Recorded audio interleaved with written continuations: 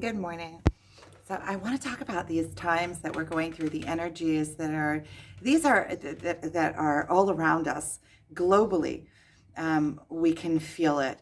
There are a lot of people that I speak with from all around the world, and it seems like a lot of us are connected to the same wavelength and to the same energies, underlining energies.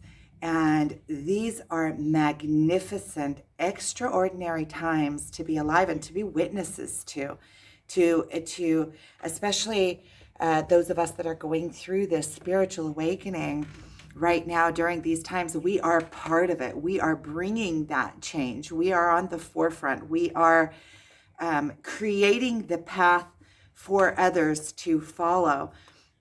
And that is a privilege and um,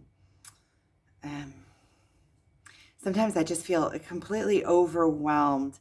When we're going through the spiritual awakening, we're overcoming ourselves and going through our own internal turmoils and overcoming uh, our whole everything that has built us up until now. We're going through all of our traumas and sorting ourselves out, and a lot of times we get down into the valleys of our souls, and we can stay there even for months. Sometimes you don't even realize that you're there until you lift yourself up out of it. um, but when you take a step back and you look at the bigger picture and you see uh, what is happening globally on a global network. And all of a sudden, you realize that we are all connected. We can feel each other. We are all doing this together and simultaneously, and we are at the forefront. We are the ones that are bringing the change for humanity, the change for others to follow. Um, and you can see that many of the great teachers now are speaking of this because it is something that is, when you get connected to these energies and you all of a sudden see that whatever I'm going through, I can see uh, that other people are going through the exact same thing in their own way, but that through the energies that are coming up are purifying their places that they're out of sync with the universe, or out of sync with God, or out of sync with them, their divine selves, and and all of a sudden you realize that you are part of something that is so great and so magnificent, and that it is such a privilege to be uh, um, guiding the way, to be one of many, right? Because this is something that is globally happening, and the change is happening throughout humanity, right? So we are at the forefront of this change. We are the leaders of the way, which in some ways is an extreme privilege, and I'm still in awe. I don't like the word flabbergasted, but that is the word that keeps coming up. I just feel like, really? I feel like it's such a privilege to be part of this, and to even be awakening in these times, to be a witness to the changes that are happening. And you can see that all of the old world, all of the consensus of humanity is shaking now. So the old ways of thinking and the old systems of the way things are it seems like there's a lot of grasping, and a lot of humanity now is suffering, because the old systems are collapsing, and and and they don't see the path from here where to. It's very scary when you're stuck in patterns, and all of a sudden those patterns are collapsing, and you don't have something in its place. And so also with us, because we are out in the forefront and we are the leaders and we are going through this, the way showers, leading with the light, but we are also at the forefront. That means that we are also creating the path. Each of us is creating their own individual path, right? And it's just like, and each of us has our own language that we speak and our own words that we put on it, that we the way that we describe it, the way that we process it emotionally, the way that we process the energy, the way that we come out of ourselves and are able to see what is happening. So each of us has our own unique and individual way of looking at things and interpreting them. It's like we are a filter we are the essence of God.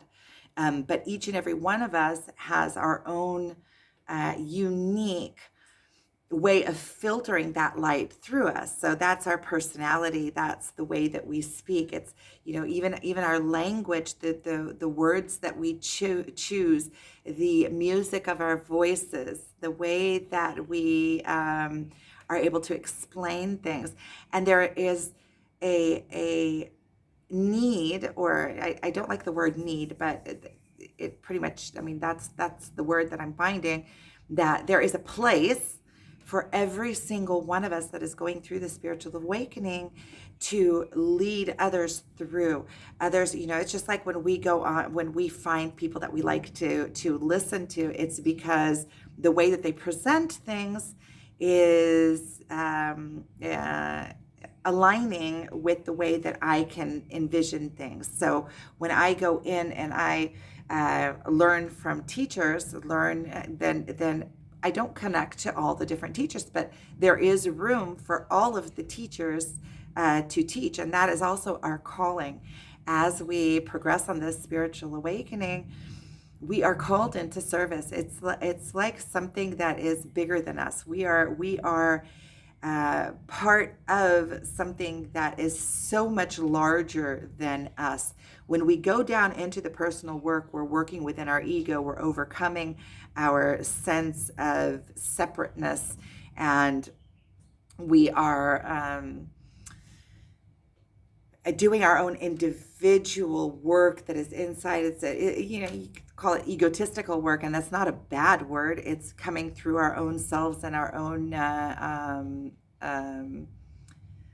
asleepness, our own places where we're stuck in the ego and stuck in the individual, and thinking that it's all our doing, and when you start, so that is part of the spiritual awakening. You have to go down into the depths of and work yourself out. But as you come out, and this is something that happens, in waves. So sometimes we feel like we're more awake and more open and more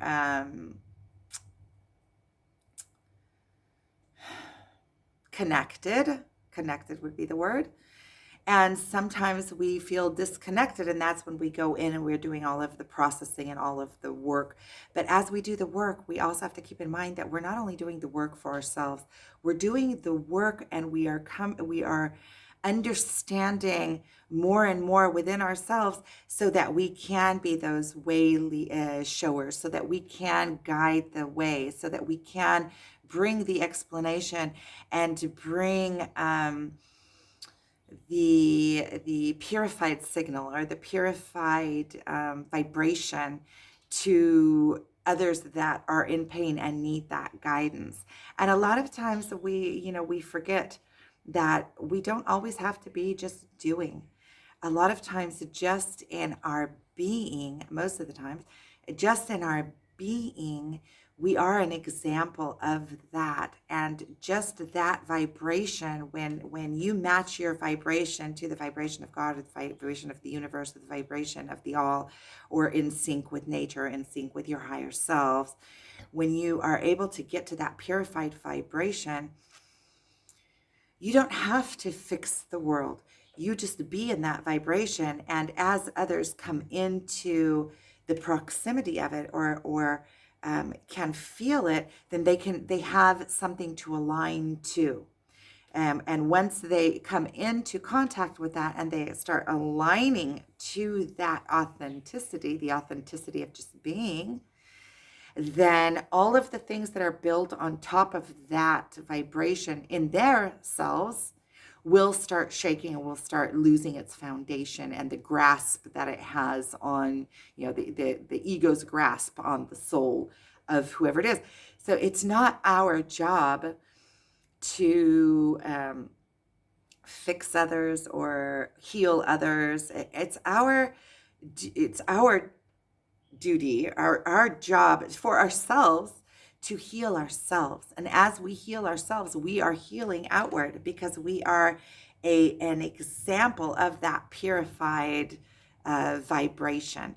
So this spiritual awakening is much larger than we are. It is global and it is something that is universal, and it has to do with energies that are on the planet all around us. It's I feel like we've gotten to the times of that have been prophesized about, and right now there is starting a split, and this split is you go into the new world. And I don't like using those terms because it seems like they're thrown around now by, but it is kind of like that. You go in, we are all catching this energetic wave and purifying ourselves and aligning ourselves and being able to be going into another dimension, which that all of the dimensions and all of the different phases and all of the different ways of being all use the same platform. This 3D platform is the only platform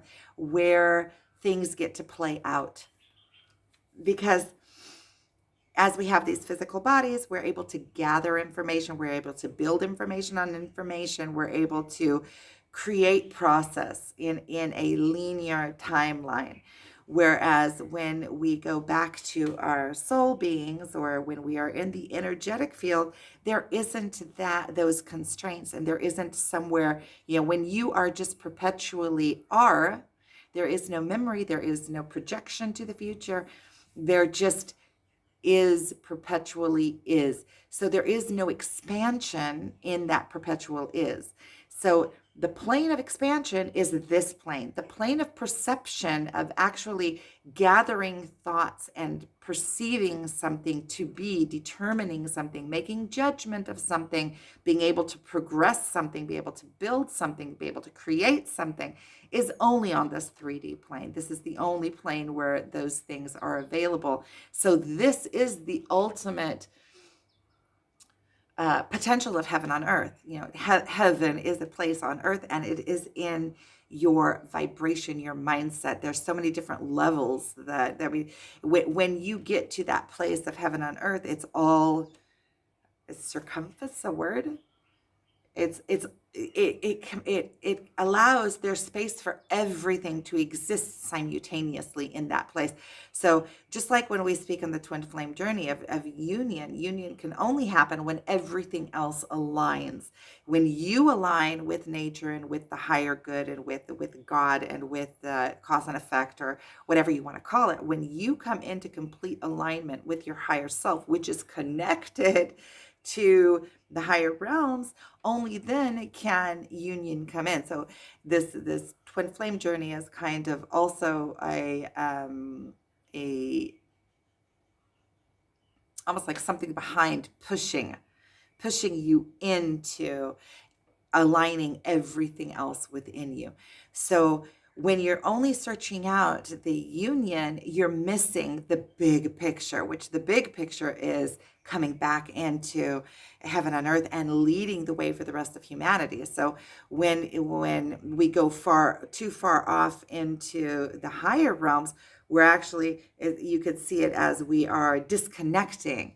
So as we rise, there is a purpose in the process and why it has to, because as we rise, we're also, you could see it like a net when it's being pulled on one point, it's pulling up the rest with it. So as we rise, and there's many of us pulling up the same net all around the world, so as we rise, we slowly are pulling other energies, we are purifying all of the space and area around us, not only with our vibration, which is purifying the vibration of earth, but we are also purifying other people that are in our lives, people that are around us. They can see, even if they don't have words for it and they don't know what to call it, their soul recognizes the want for expansion.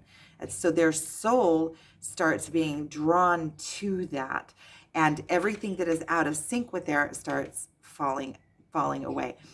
So the purpose of this spiritual awakening is so much larger than us.